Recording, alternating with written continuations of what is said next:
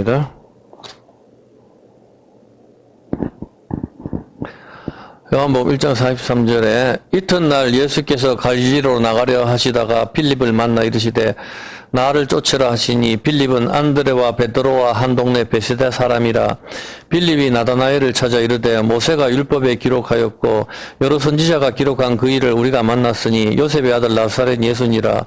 나다나엘이 가로되 나사렛에서 무슨 선한 것이 날 수 있느냐. 빌립이 가로되 와보라 하니라. 예수께서 나다나엘이 자기에게 오는 것을 보시고 그를 가리켜 가라사대 보라 이는 참 이스라엘 사람이라 그 속에 간사한 것이 없도다. 나다나엘이 가로되 어떻게 나를 아시나이까. 예수께서 대답하여 가라사대 빌립이 너를 부르기 전에 네가 무화과 나무 아래 있었을 때 보았노라. 나다나엘이 대답하여 하되 랍비여 당신은 하나님의 아들이시요 당신은 이스라엘 임금이로소이다. 예수께서 대답하여 가라사대 내가 너를 무화과 나무 아래서 보았다 함으로 믿느냐. 이보다 더 큰 일을 보리라. 또 가라사대 진실로 진실로 너희에게 이르노니 하늘이 열리고 하나님의 사자들이 인자 위에 오르락 내리락 하는 것을 보리라 하시니라. 예, 이 구절입니다. 만약에 지금 무신론자들이 많이 있는데 하나님이 안 계시면은 어떤 일이 일어나죠? 하나님이 안 계시면은 여러분 어떻게 살아야 돼요? 무신론자들이 자기들이 착각하고 있는 게 하나님이 안 계시다 그렇게 이야기를 하는데 이 사람들 참으로 멍청한 거예요. 왜냐면 하나님이 안 계시면은 우리 마음대로 살아도 돼요. 정말. 옆집에 불을 내도 괜찮다니까요. 옆집에 불을 질러도 불을 질러도 거기 뭐 있단 말이에요. 보면 옆집은 그 남한테 피해를 주는 게 아니냐. 그럼 그 사람 이야기 나는 즐겁잖아. 불 구경해서. 근데 그게 왜였다고? 하나님 안 계시는데 아무 상관이 없다니까. 사람들은 그걸 몰라요. 보면 하나님이 안 계시면은 근데 학교에서 이게 문제라니까. 보면 무신론자들이 자기들은 하나님을 안 믿는다고 하면서, 왜냐면 한 사람이 뭐 이스라엘 그 이야기를 하면서 굉장히 기득기득거리면서 기도한다고 하는 데서 비웃고 뭐 그런 식으로 웃길래 제가 유튜브에 한번 봤었을 때 참 이런 박사들이라 하는 사람이 왜 이렇게 무식할까. 이런 사람들은 하나님이 안 계시다고 생각을 하고 그냥 스스로 그냥 진화됐다 그렇게 믿는 걸 보니까 참으로 멍청하지 않습니까? 하나님이 안 계시면은 여러분 마음대로 살면 된다니까. 내가 옆집에 불을 지르든 남을 죽이든 그게 우였단 말이에요. 보면은 남한테 피해 준 게 그게 나하고 무슨 나는 즐거운데 내가 돈이 생기잖아 내가. 근데 그게 왜 악이 아닌데 선과 악이 없는데 그게 죄가 아닌데 그게 무슨 누가 국회의원들이 이게 악이다 이게 나쁜 거다 자기들이 결정하냐고. 아니라니까. 하나님이 안 계시면 여러분 막 살아도 되는 거예요 마음대로. 이 사람이 간단한 이거만 조금만 생각해도 차라리 불교인들이나 다른 사람들은 그 사람들이 자기들이 만든 신이다. 힌두교들은 뭐 그렇게 따지니까 그렇게라도 뭐 그래도 사람들이 착하게 살아야지 신이 있으니까 뭐 이렇게라도 믿는 사람들은 내가 이해를 해. 그 사람들은 차라리. 근데 무신론자들 인간들은 정말 내가 봤을 때 좀 문제가 많은 사람이 보면은 자기가 무신론을 주장하면은 막 살아야 되지. 왜 법규를 지키고 못하러 그렇게 살아야 도대체. 신이 없는데 참 답답한 거지 보면은. 여기서 봤었을 때, 이제 예수님께, 필립은 이제 나다나엘을 찾아가가지고 이야기를 하죠. 45절에. 야, 필립아. 야, 모세가 기록했고, 선지자들이 기록한 책에, 모세가 기록했는 게 모세오경이죠? 선지자들이 기록한 게 구약의 선지서잖아요, 보면은. 야, 구약 성경에 기록했는 사람, 메시아를 내가 지금, 만났다, 내가 만났는데, 그 일을 우리가 만났으니, 그 사람이 누군지 아냐? 야, 그 사람이 나사렛 요셉의 아들 나사렛 예수다. 그렇게 딱 이야기하니까 46절에 나다나엘이 가로되 야, 나사렛에서 무슨 선한 것이 날 수 있냐. 동네를 봐라. 나사렛에서 무슨 선한 것이 날 수가 있냐. 빌립이 이제 이야기를 하는 거죠. 야, 와서 봐라. 와서 보라고. 그렇게 이야기해서 이제 필립을 나다나엘을 데리고 가거든요. 그때 예수께서 나다나엘이 이제 자기한테 오는 것을 보시고 그를 가리켜 가라사대 야, 넌 참 이스라엘 사람이다. 그렇게 이야기하는 것이죠. 참 이스라엘 사람이다. 그렇게 그 속에 간사한 것이 없다. 그렇게 하니까 나다나엘이 깜짝 놀래가지고 아니 나를 어떻게 아십니까? 48절에 가잖아요. 나다나엘이 어떻게 나를 아십니까? 이렇게 이제 질문을 하는 거죠. 나다나엘은 이제 필립이 데리고 와가지고 야, 구약 성경에 모세가 기록했고 선지자가 기록했는 그 메시아를 내가 만났으니까 그 사람이 뭐 요셉의 아들 예수다. 그러니까 빌립이 야 나사렛에서는 메시아가 나올 수가 없다고 베들레헴에서 나와야 되지. 빌립은 나사렛에서 선한 것이 나올 수가 없단 말이야. 그렇게 하는데 반신반의함으로 왔겠죠. 왔는데 오자마자 예수님께서 나다나엘을 딱 보더만 야 너 참 이스라엘 사람이다. 네 간사한 게 니한테는 없네. 그래. 왜냐면 야곱이 간사한 사람인데, 야곱이 변해서 이스라엘이죠. 참, 이스라엘 사람, 참 야곱이다. 그렇게 이야기해. 어떻게 나를 아십니까? 그냥 예수님께서 딱 한마디 하시고 아무 말씀도 없이 그냥, 야, 네가 무화과 나무 아래 있었을 때 봤다. 무화과 나무 아래 있었을 때 봤다. 그러니까 필립이 나다나엘이 깜짝 놀라는 거예요. 49절에 보면 나다나엘이 여기서 신앙 고백을 해버리죠. 나다나엘이 대답하되 라비요, 선생님. 당신은 하나님의 아들이시여 당신은 이스라엘 임금입니다. 당신이 메시아입니다. 이스라엘 임금 메시아잖아. 당신은 메시아입니다. 당신은 하나님 아들입니다. 이렇게 고백을 해버립니다. 그러니까 예수님께서 나다나엘한테 얘기하죠. 야, 내가 무화과 나무 안에서 네 바닥하는 거 그것 때문에 믿냐? 이보다 더 큰 일을 볼 거야. 그렇게 이야기를 한 거죠. 야, 내가 너를 무화과 나무 안에서 보았다 하므로 그걸 믿느냐? 이보다 더 큰 일을 볼 거다. 그게 뭔지 아냐? 이제 하늘이 열리고 인자 위에 천사가 오르락내리락 하는 것을 갖다가 네가 볼 거다. 그렇게 좀 이야기를 하는 것입니다. 자, 그렇게 했었을 때, 여러분 여기서 좀 이상한 점이 있지 않습니까? 아니, 나다나엘은 무화과 나무 아래서 그냥 예수님께서 봤다. 이 말씀 한마디 했는데, 나다나엘은 깜짝 놀래가지고 여기서 신앙 고백을 한단 말입니다. 46절에 보면은, 나다나엘이 예수님께 오는 걸 보고, 처음에는 나다나엘이 가짜게 생각하죠. 나사렛에서 무슨 선한 것이 날 수가 있냐. 동네를 갖다가 굉장히 가짜게 보다가, 47절에 예수님께서 나다나엘 오시는 것을 보시고, 참 이스라엘 사람이다. 이야기를 하는 것이죠. 참 이스라엘 사람이다. 참 이스라엘. 야곱이죠. 야곱이 변해서 이스라엘이라 하니까요. 참 이스라엘 사람이다 하신 것은, 지금 예수님께서 나다나엘을 갖다가 야곱에게 이제 비교를 하시는 것입니다. 그리고 50절에 보면은, 이보다 더 큰 일을 보리라 하면서, 하나님의 사자들이 그 인자 위에 오르락내리락 하는 것을 보리라 하죠. 이 장면은 뭐죠? 인자 위에 오르락내리락 한다. 나다나엘을 이제 니는 더 큰 일을 볼 건데 그것은 인자 위에 천사들이 오르락내리락 한다는 것이죠. 이것은 말할 필요 없이 이스라엘 야곱이 잠을 자면서 꿈에 사닥다리가 창세기 28장 10절이죠. 그 사건을 이야기하는 거죠. 천사들이 오르락내리락 하는 거. 그것을 갖다가 본다는 것이죠. 야곱이 부엘세바에서 떠나 하란으로 향하여 가더니 한 곳에 이르러는 해가 진지라 거기서 유숙하려고 그곳에 한 돌을 취하여 베개를 하고 거기 누워 자더니 꿈에 본즉 사닥다리가 땅 위에 섰는데 그 꼭대기가 하늘에 닿았고 또 본즉 하나님의 사자가 그 위에서 오르락내리락 하고 또 본즉 여호와께서 그 위에 서서 가라사대 나는 여호와니 너희 조부 아브라함의 하나님이요 이삭의 하나님이라 너 누운 땅을 내가 너와 네 자손에게 주리라 네 자손이 땅의 띠끝까지 되어서 동서남북 편만할지며 모든 족속이 너와 네 자손을 위해 복을 얻으리라. 내가 너와 함께 있어 네가 어디로 가든지 너를 지키며 너를 이끌어 이 땅으로 돌아오게 할지라. 내가 네게 허락한 것을 다 이루기까지 너를 떠나지 아니하리라 하신지라. 야곱이 잠이 깨어 가로되 여호와께서 과연 여기 계시거늘 내가 알지 못하였도다. 이에 두려워하여 가로되 두렵도다. 이것은 다른 것이 아니라 하나님의 전이요 하늘의 문이다. 하늘의 문이다. 그렇게 이야기를 하는 겁니다. 하늘의 문과 똑같은 이름이 하나 있죠. 하늘의 문. 다른 말이 뭐죠? 바벨탑. 바벨탑 뜻이 하늘의 문이거든. 신의 문이라는 뜻이니까. 이것이 야곱의 꿈 이야기입니다. 야곱이 돌을 베개로 삼고 누워 잠을 자는 장면은 말할 필요도 없이 뭡니까? 예수님 십자가 사건을 가리키는 거 아닙니까? 근데 십자가 사건, 죽음이죠. 그 반석을 머리에 비는 거, 반석 대신은 예수님을 의미하는 거고, 머리에 돌을 베고 자는 것은 교회의 머리 대신은 예수님을 보여주는 그림이죠. 신부인 야곱, 이스라엘이 신랑인 반석, 예수님 돌을 베고 누워 자는 장면은 신부인 교회와 신랑이신 예수님과 십자가에서 같이 죽는 장면이고, 또한 신랑의 팔을 베고 잠을 자는 신부의 모습이기도 하는 것입니다. 근데 여기에 사닥다리가 하늘에 닿았습니다. 이 사닥다리는 하늘로 가는 문을 연결해 주는 것입니다. 하늘로 가는 문을 연결해 주는 이 사닥다리는 바로 십자가를 보여주시는 것이죠. 것이죠. 잠을 깬 야곱은 17절에 이것이 하늘의 문이다. 그렇게 하죠. 여러분, 하늘의 문이 어디, 좁은 문. 그게 사닥다리라니까? 좁은 문이. 그 사닥다리, 돌을, 사닥다리, 거기에 그 꿈을 꾸고, 거기 베고 잤던 그 돌을 갖다가 세우고, 거기다 기름을 붓는 것이죠. 그리고 그걸 갖다가 하늘의 문. 이것은 하늘의 문, 신의 문이다. 이것은 바벨탑의 뜻이 신의 문이죠. 바벨은 혼란이고, 혼잡이고, 섞이는 것인데, 또한 신의 문이라는 의미인 것이죠. 이 바벨탑을 높이 쌓는 것은 우리 힘으로 신의 문에 도달한다는 것을 보여주는 그림인 것입니다.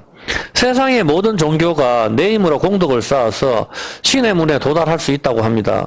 그러나 우리의 공덕으로는 안 된다. 사닥다리가 히브리어로 솔람인데 뜻이 쌓아 올리다 높이다입니다. 쌓아 올리다 높이다. 바벨탑.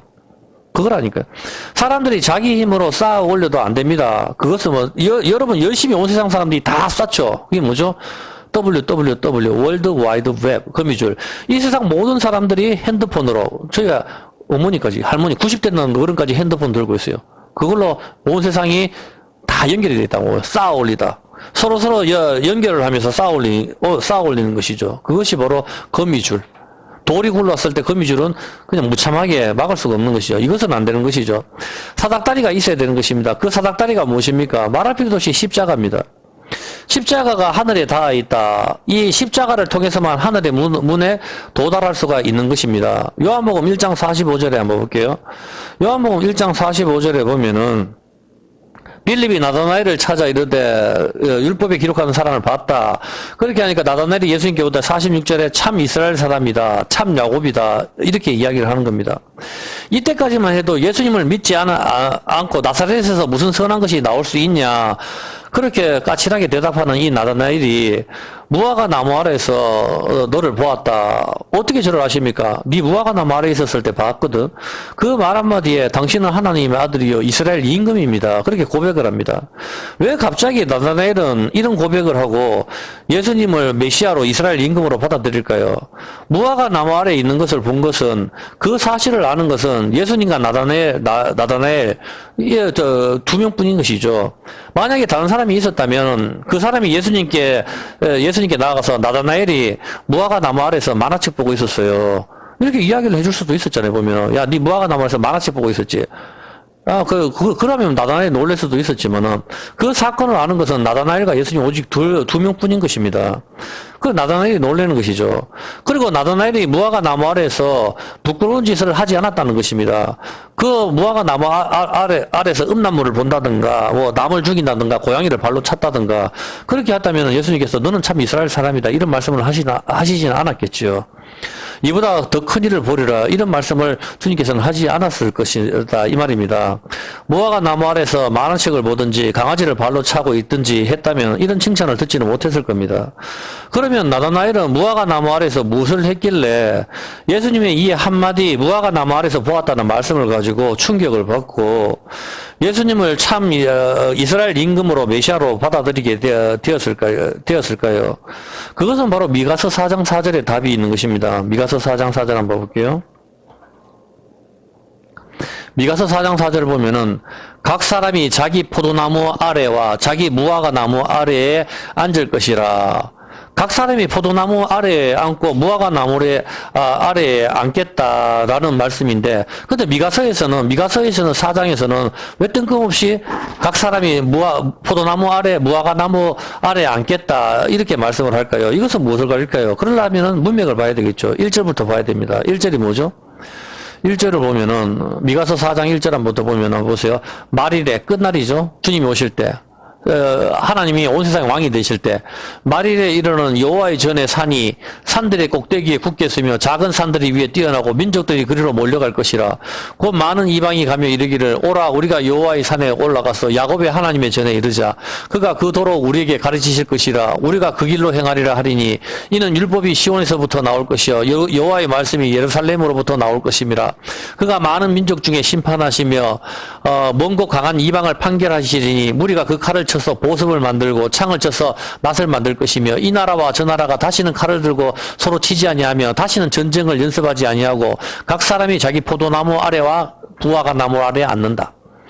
무화과 나무 아래와 포도나무 아래에 앉는다. 이것은 끝날에 메시아가 오는 날, 메시아가 오는 날, 솔로몬과 같은 이런 임금이 오는 날에 여호와의 산은 예루살렘이죠.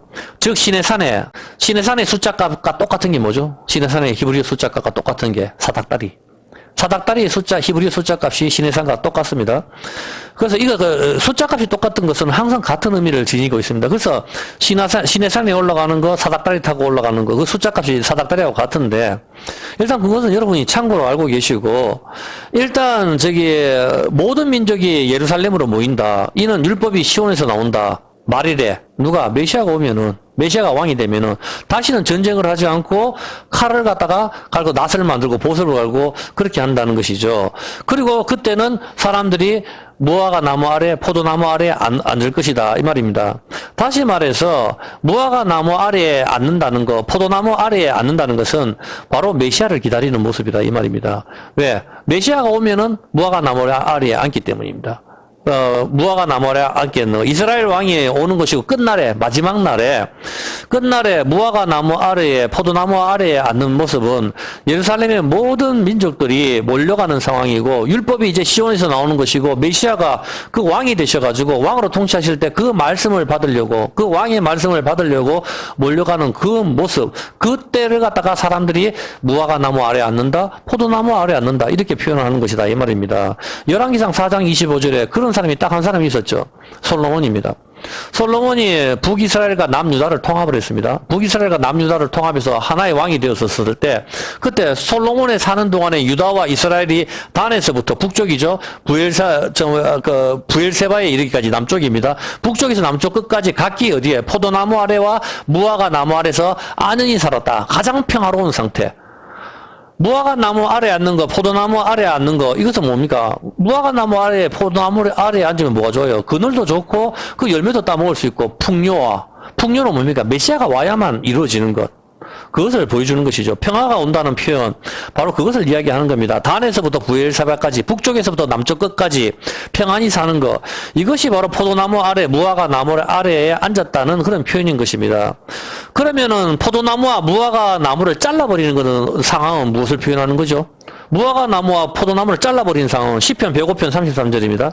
무화과 나무와 포도나무를 잘라버린다는 상황은 시편 105편 33절 저희 포도나무와 무화과 나무를 치시며 저희 사경이 나무를 찍으셨도다. 나무를 찍어버리는 것은 바로 뭡니까? 비 대신 우박을 내리시고 저희 땅에 화염을 내리시고 포도나무 무화과 나무를 찍어버리고 여호와께서 말씀하신 황충과 무수한 메뚜기가 이르고 이건 지금 애굽의 10가지 재앙을 말하는 거죠.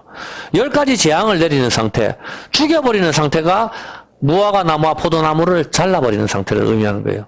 무화과 나무 아래에 있는 거, 포도나무 아래에 있는 거는 메시아가 와서 풍요를 주는 거, 평화를 보여주는 그 그림인 것이고 포도나무와 무화과 나무를 잘라버리는 상황은 바로 이집트의 10가지 재앙이 내리는 상태, 전쟁의 상태, 괴로움의 상태 이런 상태를 갖다가 이야기해 주신 거예요. 그래서 포도나무와 무화과 나무를 찍는 거, 열매 맺지 못하는 거 찍어버리는 거 전부 이런 상태를 이야기하신 것입니다.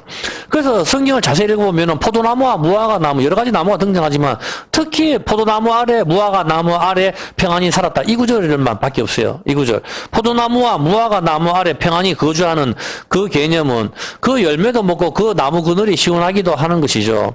그 나무 그늘이 시원한 이유는 뭐죠? 포도나무와 무화과. 뭡니까? 십자가잖아. 십자가 그늘이 시원한 것. 그걸 말하는 거예요. 십자가 그늘. 십자가가 높이 세워지고 그 밑에 피하는 자 평안하고 전쟁을 쉬게 되는 거. 안연히 사는 그림인 것이다. 이 말입니다. 근데 십자가에서 내려오게 되면 어떻게 해요? 십자가에서 내려오게 되면 그것은 심판이고 모두가 죽는 것이죠. 포도나무는 피를 가리키죠. 생명나무. 무화과는 뭡니까? 씨가 없는 거, 치마를 만드는 거, 선악과. 그러니까 포도나무와 무화과 나무 아래 안연히 살았다는 표현은 에덴 동산의 생명나무와 선악과 아래에서 사는 그 모습을 보여주는 그 그림이다 이 말입니다. 생명나무와 선악과는 하나의 나무를 말하는 거죠. 구약과 신약. 그 아래에서 안연히 살았다. 율법이 어디서? 신약. 그다음에 구약. 여기서 나오는 거. 성전에서 나오는 거, 그 아래에서 그 말씀을 받는 거, 이는 율법이 시온에서 나온다. 성전에서, 우리가 성전이라고. 이 성전에서 이 하나님 말씀이 나오는데 그 밑에서 안연이 사는 거, 그게 포도나무 무화과란 말입니다. 포도나무 피, 생명, 피는 생명이다. 무화과 나무로 치마를 했는 거, 그게 뭡니까? 선악과 나무 잎이잖아. 따는 거. 하나의 나무, 그것은 십자가를 말하는 것이죠. 십자가 나무 아래 그늘에 있었을 때 시원하고 피할 수가 있는 것이고, 그렇게 있는 것입니다. 그런, 나다나엘에게 주님께서는 이보다 더 큰 일을 보리라. 왜? 이제는 진짜 오르락내리락 하다 진짜 십자가를 보여주겠다. 그 이야기 하시는 거라고, 그게. 그냥 그 한마디 보고 그냥 무화과 나무 아래 있었으니까 니를 봤다. 야, 깜짝 놀랐으니까 이걸 고고학적으로 찾아가지고 유대인들은 무화과 나무 아래서 율법을 공부하고 저거 그 자기 생각이지. 율법 공부하라고 무화과 나무 아래서 밥 먹으면 왜 할 낀데? 도대체 무슨 밥 먹는 사람도 있을 거 아니야, 배고프면은. 밥 먹으면 어떡하면 의할 낀데 보면은. 그런 식으로 하면 성경 항상 성경에서 풀어야 돼요. 안 그러면 이러면 안 풀려요. 절대 고고학자 그걸 그런 무시하는 건 아니지만 또 다른 게 나오면 또 새로 바뀔랍니까? 성경은 다 성경이 답이 있기 때문에 무화과 나무 아래 포도나무 아래 거기 기다린다는 표현은 메시아를 기다리는 표현이란 말입니다. 그 표현이 거기 아래 있는 것은 그래서 거기 있는 거고, 그 포도나무와 무화과 나무에서 행복하게 사는 것은 에덴에서 생명나무와 선악과 그 안에서 행복하게 사는 것의 죄인인 것이죠. 근데 거기서 한 사람이 그걸 깨잖아. 그걸 따먹어버리고, 먹지 마라 하는 나무를 따먹어버리고, 이제 문제가 생겨버리는 것이죠. 그래서 이제 예수님께서 다시 그 나무에 달리시는 거고, 그걸 해결하시는 장면인 것이죠. 무화과 나무 아래에 있는 것은 메시아를 기다리는 사람이 거기에 앉는 것입니다. 나다나엘은 구약을 알고 있는 사람입니다. 그래서 요한복음 1장 45절에 이렇게 이야기를 하지 않습니까? 구약을 정확하게 알고 있는 사람이에요. 요한복음 1장 45절에 보면 필립이 나다나엘을 찾아 이르되 모세가 율법에 기록하였고 여러 선지자가 기록한 그 일을 우리가 만났으니 요셉의 아들 나사렛 예수다 이렇게 딱 이야기했을 때 벌써 필립은 나다나엘은 이야기하잖아요. 나사렛에서 어떻게 나올 수가 있냐, 선한 것이. 이거는 왜냐면 메시아는 베들레헴에서 나와야 되는데 나사렛에서 나오면 안 되거든. 그러니까 어떻게 선한 것이 나올 수 있냐, 이 말을 벌써 여기서 하는 거다 말입니다. 그렇게 해서 딱 가봤을 때 예수님께서는 너는 참 이스라엘 사람이다. 무슨 뜻입니까? 너는 참 이스라엘 사람, 야곱을 이야기하시는 것이지만 이스라엘 사람이라면은 전부 다 왕을 기다리고 메시아를 기다리는 사람이어야 되는 것이죠. 왕이 태어났다고 해서 죽여버리려고 달려드는 헤롯과 같은 사람은 성전에서 메시아가 낙이 타고 가셔도 장사는 집으로 만들고 아무도 예복에는 관심이 없는 자들이 판을 치는데 주님께서는 참 메시아, 참 이스라엘 사람이다. 그렇게 참 신부다. 신랑을 기다리는 자다. 메시아를 기다리는 자다. 그렇게 이야기를 하시는 것이다 이 말입니다. 어떤 개념인지 아시겠죠? 이 나다나엘은 무화과 나무 아래에 있었습니다. 왜 거기에 있습니까? 성경에 무화과 나무 아래에 앉는 거, 그 그늘 밑에 기다리면 바로 메시아를 기다리는 사람들만이 거기에 가기 때문입니다. 여러분이 어느 날 어떤 장소에 간다면 그것은 여러분만의 추억이 있는 것입니다. 똑같은 길을 걸어도 누구에게는 유행가 가사처럼 생각이 난다 이 길을 걸으면 그 사람 이름이 그 사람 얼굴이 잘 모르겠지만은 이렇게 생각이 나는 것입니다. 저 역시도 어떨 때는 저 혼자 차를 끌고 바닷가를 간 적이 있습니다. 저만의 추억이 있기 때문입니다. 생각이 나고 그립기도 하기 때문인 것이죠. 이 나다나엘은 무화과 나무 아래에 있었습니다. 메시아를 기다리는 사람인 것입니다.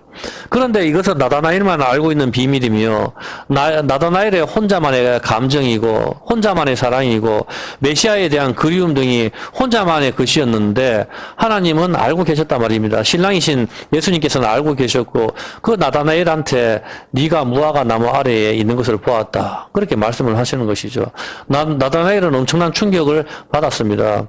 여러분이 혼자서 있었을 때 여러분만의 추억, 감정, 생각 등등 모든 것은 여러분 혼자만 알고 있겠지만 사실은 그것은 하나님께서 보고 계셨던 것입니다. 그래서 여러분이 외롭지 않은 것입니다. 여러분의 아픔, 슬픔, 여러분 혼자 오롯이 감당하는 것 같이 보이지만은 주님께서는 보이지 않게 계속 다 보고 계셨다 이 말입니다. 눈을 만든 자가 어떻게 보지 않겠습니까, 여러분?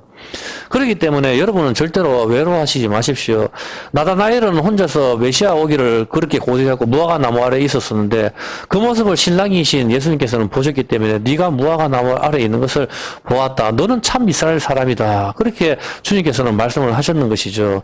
이 나다나엘은 엄청난 충격을 받고 당신은 이스라엘 왕입니다. 그렇게 좀 이야기를 하는 거죠. 그런 나다나엘에게 주님께서는 이보다 더 큰 일을 보리라 하시는데 그것은 하늘이 열리고 인자 위에 천사들이 오르락 내리락 하는 것이다 라는 것이죠.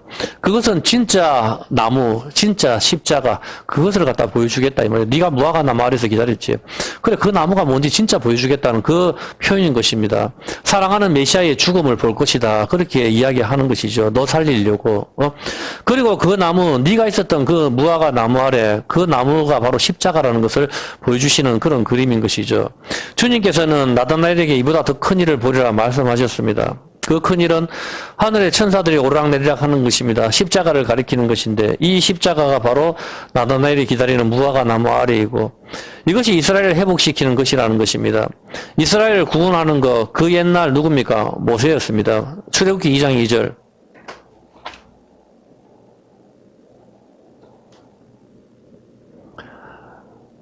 그 여자가 잉태하여 아들을 낳아 그 준삼을 보고 그를 석 달을 숨겼더니 더 숨길 수 없이 되매 그를 위하여 갈 상자를 가져다가 역청과 나무진을 친하고 아이를 거기 담아 하숫가의 갈대 사이에 두고 모세를 숨겼습니다.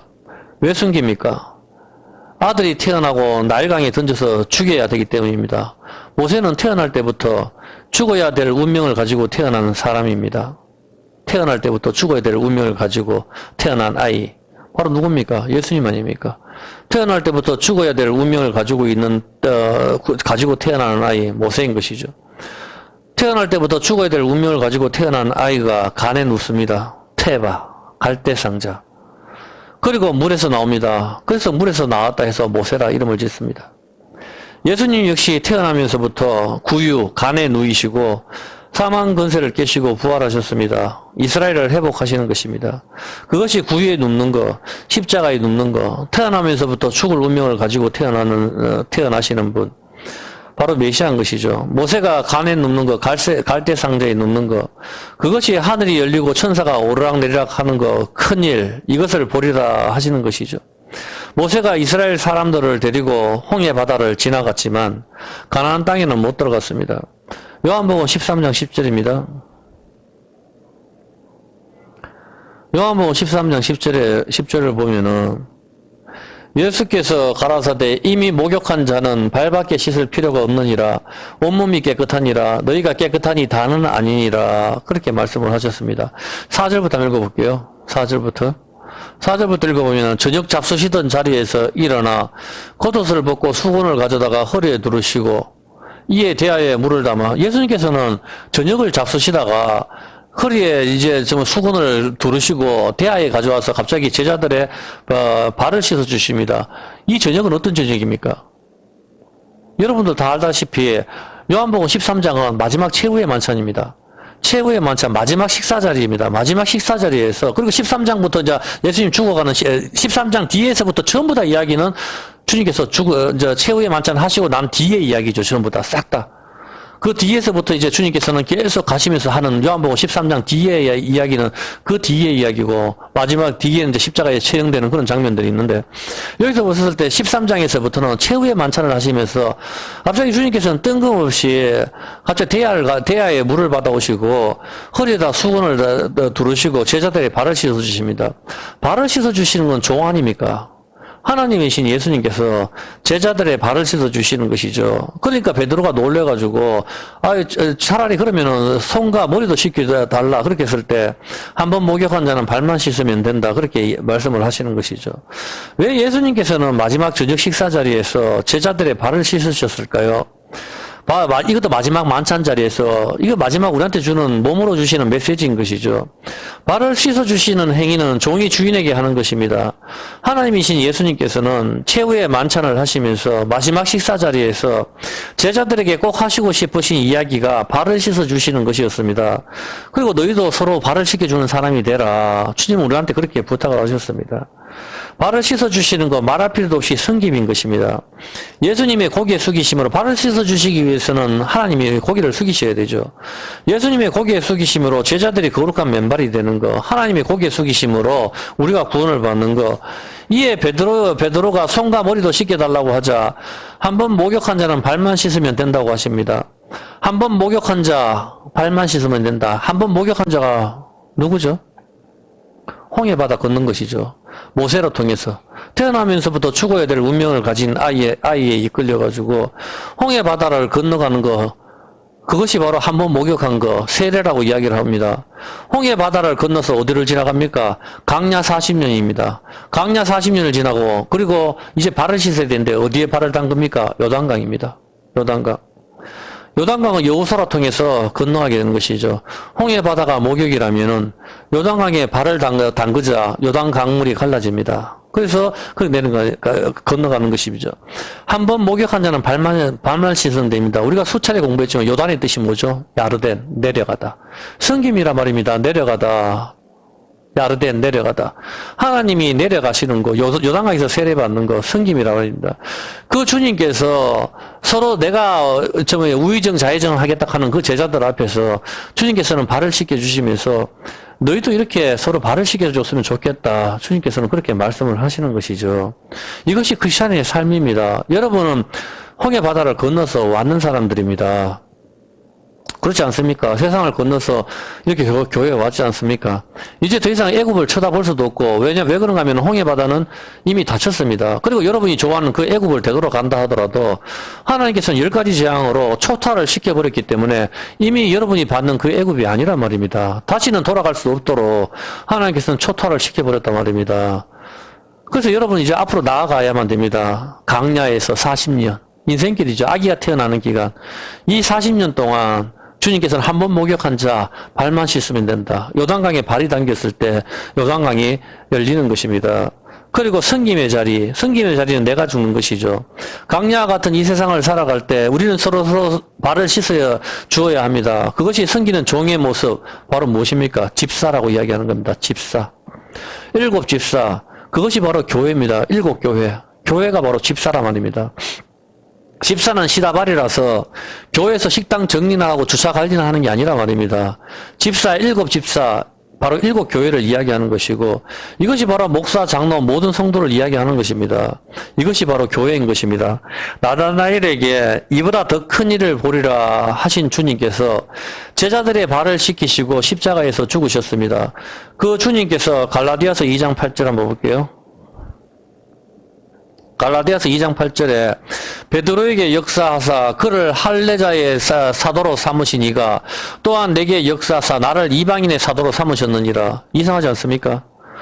사도 바울은 이방인의 사도로 삼고 베드로는 유대인의 사도로 삼았다. 그렇게 이야기를 합니다. 성경은 이방의 갈릴리라고 이야기하죠. 갈릴리 땅을 갖다가 이방의 갈릴리다, 이방의 갈릴리다. 그렇게 이야기하고 예수님이 생애 대부분을 갈릴리에서 사역을 하셨죠. 갈릴리, 이방의 갈릴리라고 하시는데 예수님 제자들도 11명이 갈릴리 출신입니다. 이방의 갈릴리인데 이방인의 갈릴리, 벳사람, 어부. 그 사람은 베드로인데 그 사람이 누구의 사도가 되어야 돼요? 여러분 상식적으로 생각했을 때. 이방인의 사도 베드로가 이방인의 사도가 돼야 되는데 유대인의 사도로 간다고. 그리고 사도 바울은 누굽니까? 사도 바울은 여러분들 아시죠? 율법으로는 흠이 없는 자. 바리새파요. 8일 만에 자기 할례를 받고 엄청난 유대인 중에 유대인인 사람이 이 사람이 유대인을 전도하러 가야 될 것 같은데 이 사도 바울이 이방인의 사도로 향한단 말입니다. 왜? 뭔가 안 맞지 않습니까, 여러분? 이방의 갈릴리 출신 베드로가 이방인의 사도가 돼야 되고 율법에 정통한 사도 바울이 유대인의 사도가 돼야 뭔가 이게 합리적이고 맞을 것 같은데 왜 예수님께서는 거꾸로 만들어 버리셨을까요? 이방의 갈릴리 벳사람 어부 출신을 갖다가 율법에 정통한 유대인들의 사도로 만드셔가지고 거기를 전도하러 보내버리고 율법에 정통하고 모든 율법에 유대적인 간섭에 아주 익숙한 사도 바울을 갖다가 왜 우상들을 섬기는 이방인의 사도로 그렇게 만드시고 성경을 우리한테 그렇게 주셨을까요? 갈릴리 출신 이방인 베드로가 억지로 유대인의 모습을 하려고 하니까 자기 사도 바울이 봤었을 때 그렇게 책망을 하는 거 아닙니까? 야, 니는 어떻게 유대인으로 이렇게 살려고 하냐 하면서 막무락하고 구중을 하잖아요, 보면은. 안 되지, 이방인 출신인데. 이방인 출신이 유대인처럼 그렇게 생각을 하니까 외식이 나올 수밖에 더 있습니까? 그런데 그렇게 한단 말입니다. 사도 바울의 구중도 듣고 왜 이런 이상한 조합으로 주님께서는 사도를 보내셨을까요? 이방인이 유대인에게, 유대인이 이방인에게, 주님은 이들에게 발을 씻어주시는 세족식의 모습을 보여주시면서 섬겨라. 집사의 직분을 요구하시는 것입니다. 유대인과 이방인 뭡니까? 저기 유대인들은 저 이스라엘을 보여주는 것이고 이방인은 교회 북이스라엘 우리를 보여주시는 것인데 지금까지 어떻게 되죠? 철저히 원수로 지내고 있습니다. 저 이스라엘 사람들은 십자가를 갖다가 너무나도 싫어해가지고 더하기도 안 쓴다고 이야기를 하죠. 보면은 교차로도 뭐 안 맞는다 근데 그것까지 잘 모르겠어요. 그냥 철저하게 안식일을 지키고 그렇게 하고 있는데 그리고 우리 이방 사람들도 유대인들을 갖다가 그렇게 싫어해가지고 십자군 전쟁 때부터 얼마나 사람을 많이 죽였습니까? 히틀러 역시도 유대인들 600만 명 죽이면서 자기가 법정에서 이야기했죠. 나를 만약에 잡으려고 하면은 마틴 루터도 이 자리에 데리고 나와라. 자기가 그렇게 이야기를 했다고 하지 않습니까? 뭐 어느 정도 사실까지는 저도 뭐 텔레비를 봤기 때문에 잘 모르겠어요. 그까지는 내가 그 자리에 있지는 않았기 때문에 뭐 잘 모르겠지만 왜 그런가 하면은 유대인을 갖다가 죽여야만이 되는 것이 예수님을 죽인 유대인들을 갖다가 죽여야만 되는 것이 교회의 소망인 것처럼 그렇게 했었었는데 주님께서는 이방인의 사도로 유대인의 사도로 거꾸로 보내십니다. 거꾸로 보내시고 서로 사랑하기를 원하시는 것이죠.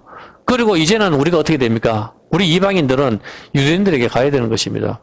예수 그리스도 메시아를 전해야 됩니다. 저들이 예수를 믿을 때 그때 주님이 오시는 것이죠. 성경은 그 이야기를 하시는 것입니다.